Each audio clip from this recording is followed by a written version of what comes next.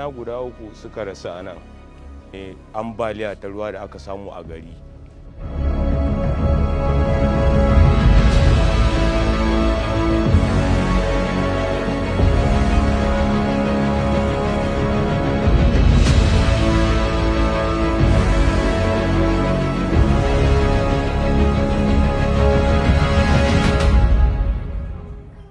Kwance da yara ruwa ambaliya ya same mu karfe 3 na dare. Ya rushe mana kaya da muhalli, ɗakuna su kayan ɗaki, katifu, kuɗi kuma haka da aka ɗan ajiye da dabbobi haka.